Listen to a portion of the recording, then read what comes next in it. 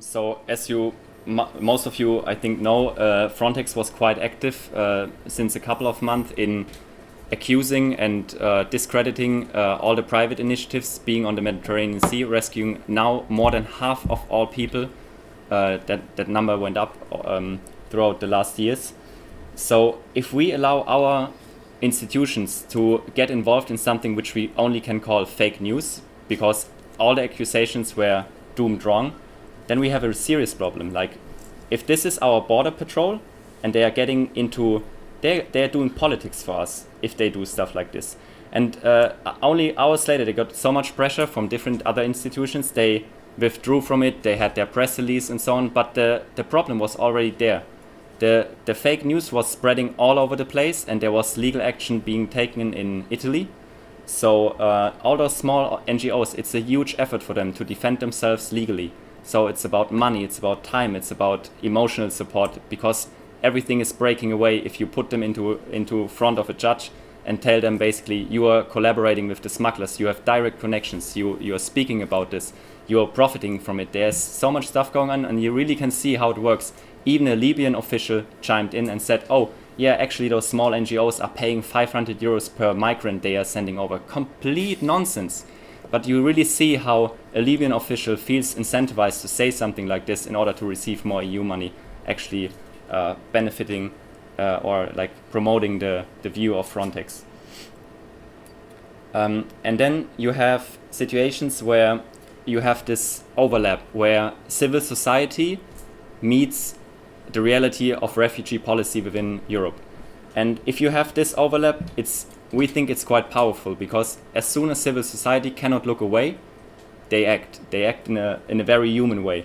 So this photo, or the corresponding video, potentially some of you saw it, it happened a couple of weeks ago in Nuremberg, Germany, when police tried to get an Afghan boy, a little bit more than 20 years old, out of the school class. He was already almost signed a deal for having employment right after the school, and he was trying to be deported from the school. And you could see the same scheme.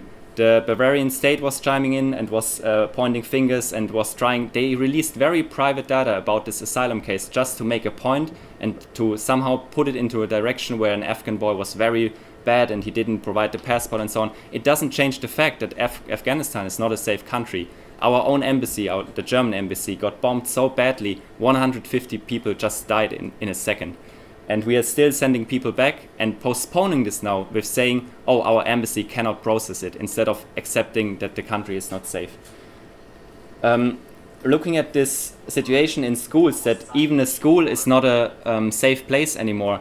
The labor union, the biggest labor union of teachers in Germany, drafted a 6-page PDF advising their teachers how to react to deportation. And the title, or one of the subtitles of the document, is "Horror in the Morning, Police is Coming," giving hands-on advice to teachers how to deal with the situation, giving them legal advice that they can hide pupils inside the school, and they do not need to tell police where the pupil is hiding. Completely crazy. If we are accepting this kind of things happening in our countries, we are really losing our own society and putting young students into very difficult situations.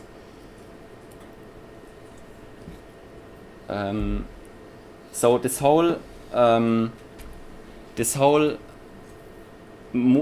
basically hate speech and everything what's happening around it is backfiring on our own society. We are getting into a Europe where I personally don't want to live in, and most likely some of you as well.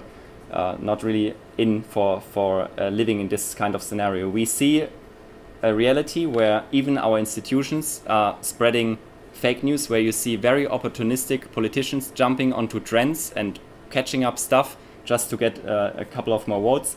You see deriving from that hate speech coming up. So as an example from the NGO boats, some people felt motivated to raise money, to crowdfund money in order to sabotage the private rescue vessels on the Mediterranean Sea.